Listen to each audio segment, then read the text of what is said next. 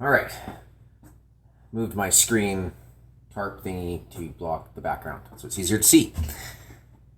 So first thing with assembling a new bike is it has to be taken apart before you can put it together, because there's a whole bunch of stuff that's really bad right out of the box, straight from the manufacturer, that very rarely gets adjusted.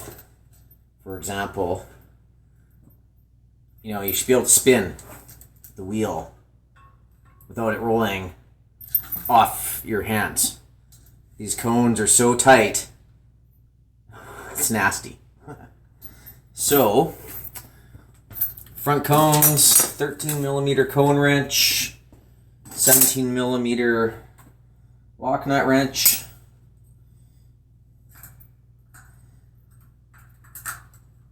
and of course these cones are 15mm. That's odd. Usually the rear wheel's 15, front's 13. And I'm just going to start off by locking one side down, seeing how it feels. Still grindy. Now, cheater method, before I lock the other side down. Let's grab my other 15, which is here somewhere in my mess. Where is it? 1917.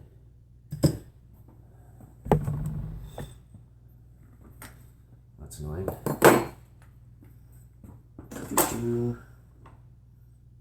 Alright, I'll cheater it a different way. Typically when you tighten cones, or you lock them down I should say, they will back off, not tighten. Like it's like the cone backs out to the lock nut, not the lock nut tightens onto the cone. So when you think you get something perfectly adjusted and then you lock it down, it ends up looser, like 99% of the time. So all I did here, since I had that one side locked down, was back this other side, the cone out a bit against the lock nut. Feeling a bit better.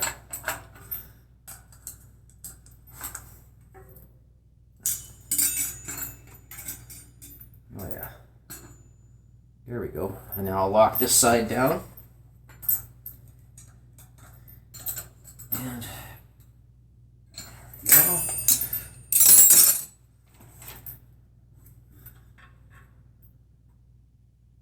Much better. Basically, you're looking for as loose as possible without any play. General rule of thumb. Oddly enough, if it's quick release wheel, then you can have a bit of play and it goes away when you tighten the wheel into the frame.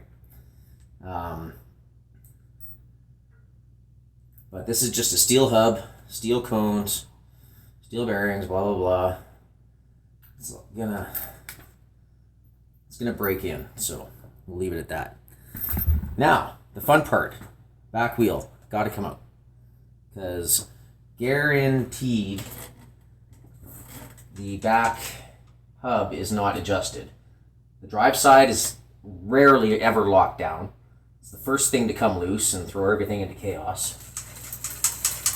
So, get the chain all the way to the bottom. Find my 15mm wrench. Voila. Oh yeah, let's take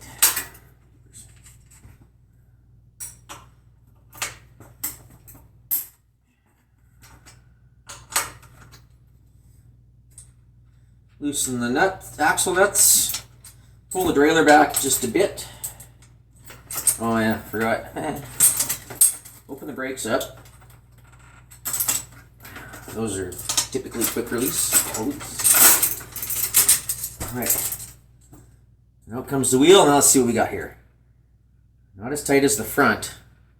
Still needs to be adjusted though. But unfortunately, I gotta take the gears off so I can lock down the bearings on this side. So the wheel nut has to come off. I have to go behind the curtain to get my freewheel remover tool. Normally I would stick this in the vise and then put the wheel on and crank it off, but that's way over there. And my dumbass camera is right here.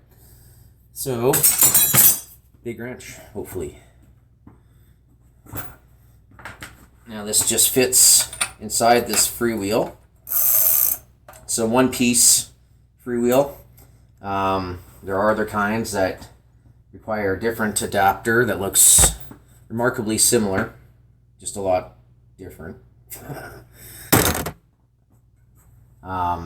It's just another $30 tool you need. Okay. Leverage is your friend. Typically you always pull up so that if you slip you don't punch something and hurt yourself, but I need my body weight for this. Oh, that wasn't bad at all. Okay.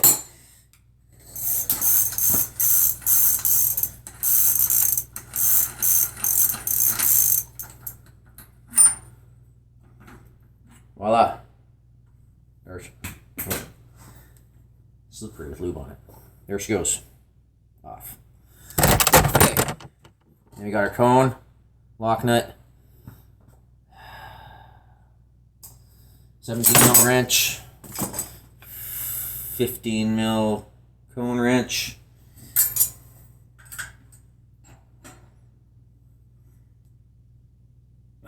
Okay, that's good. Yeah. Wish I could find my other cone wrench.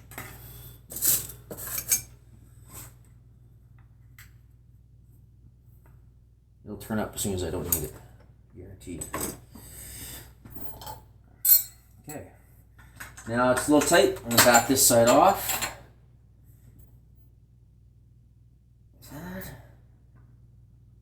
Okay, so I got just a bit of play. I'm rocking it back and forth. I can just feel it knocking slightly. A little too loose. So, take another 17. Tighten them back in together. Now you don't want to do this like a whole bunch and just rely on this way of cheating it, because it's not unheard of to twist your axle and snap it. It's just for micro adjustments.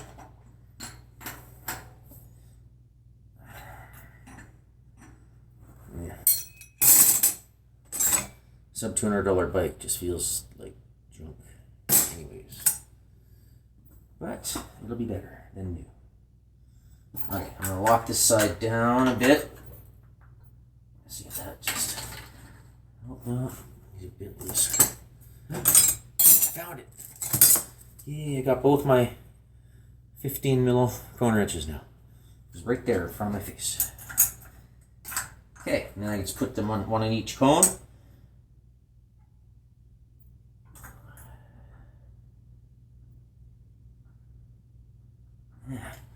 It's one of them. Slightly too tight, slightly too loose, it doesn't matter. I'm just not going micro enough on my adjustments. Okay, there we go. Found the middle ground. It's as good as it's going to get. Spoke protector, put that back on. Gears. Put that on. Regular thread. Righty tighty, lefty loosey. Just make sure you're not going to cross thread it. Shouldn't have to force anything. Not going. Okay, so let me do this the right way so that we're straight and level.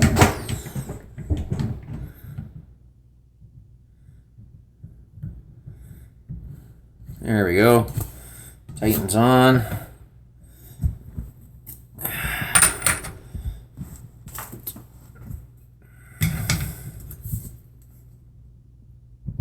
Okay, that's good. Good and tight. Not crazy tight, not crazy loose. Nut back on. Find my 15 mil wrench for the rear axle nuts again. I just had. Now when you're putting a wheel back, the gears go through the chain in front of the derailleur. First gear, take it out on the first gear too. It just makes things so much easier. And you might want to just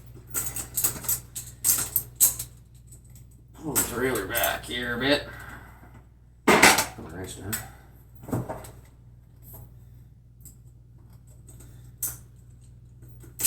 There we go.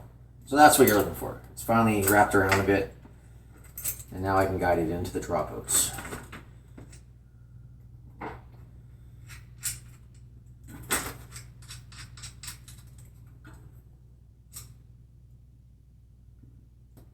And a hand tightish, not too tight though, you might still need to move it. Checking down here for being centered in the frame, and checking up here for being centered in the frame. Okay, that's good.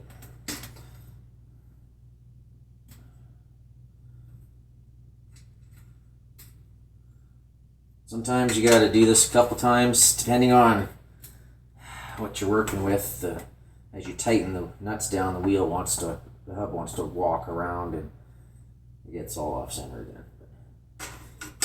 Just tighten one side, tighten the other side, loosen one side, tighten it.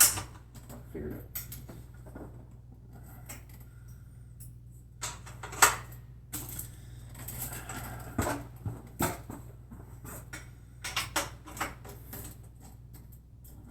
Okay, that's good. I'll check. All right, that's that. So both wheel hubs now adjusted. The last thing is check the bottom bracket that your crank arms are attached to. The bearings go through the frame here. Always just need to check to make sure that that is at least close. Pull your chain off the front chain ring, rest it on the frame, give it a spin. That's tight. That's too tight. And there's also a side on here that's probably never been locked down as much as it could be and might come loose by itself in the future. Being a bottom bracket area, along with the pedals, there's some reverse thread action happening, so you can kind of have a self-loosening scenario if it's not locked down. So, need what's called a lock ring wrench. And on this bike anyway, a little old school, but this is how they all used to be. I don't have a picture, I'm not picking up the camera to show you because it's a pain in the butt to set back up, but there's just a little notches in this lock ring that this tooth fits into, and then I can just loosen that side. And let me see what we're working with here. That should be a 15, maybe a 16. The cone on this side, yeah, I'll use my 17. Not that one, not that one. That one. Now what I'm going to do is I'm going to back the adjustable side out. Like, I didn't even go a quarter turn there. Just to relieve pressure on the system. And then I'm going to use, typically this is a, well, this is a part tool. They call it an HCW9. It's a 36 millimeter and a 40 millimeter, call it a headset wrench, whatever.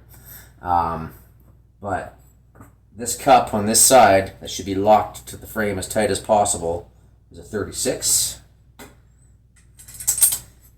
Get the chain out of the way. And I'm just gonna see.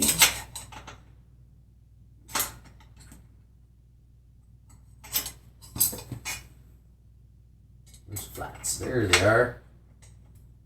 Okay.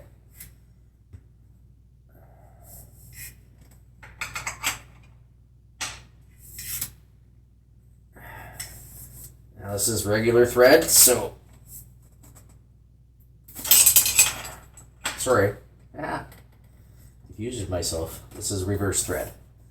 So it's lefty tighty, righty loosey. That's what happens when I think, because I'm talking. Instead of just doing. So it wasn't quite locked down either. Give it a good one. Yeah. Should hurt just a bit. Alright. Now, we can go back and adjust the bearings. Now, remember, just like the wheel hubs, when I tighten the lock ring down on this side, it's going to suck that bearing cup out. Make it looser again. So you want to start off with a slightly tight adjustment. Grab your crank arms, and you can feel it knocking because it's loose. Moving them that way.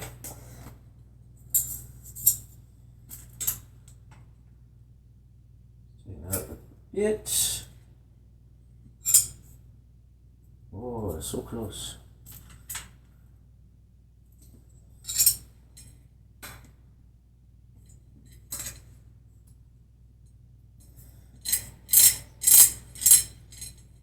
Okay, I'm just going to go a smidge more, so that when I tighten the lock ring down, it should be good.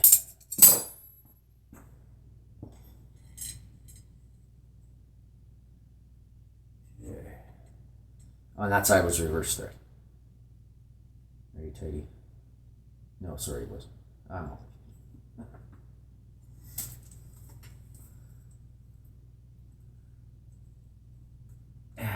It's not reversed because it's going on the other side. Yes, that's right. Alright. Once again, good and tight. Okay, that looks good. Check for play.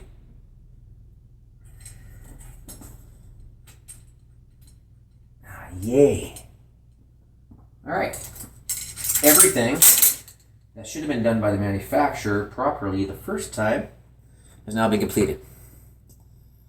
Would have been done finishing the rest of the bike by now if we didn't have to do all this other crap. And we'll do one more thing. We will make sure the crank arms are tight. The toolbox will open. 14 millimeter socket.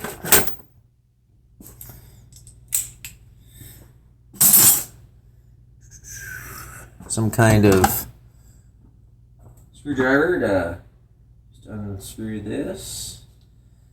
Oh, look, brand new bike and it's cracked. That's nice.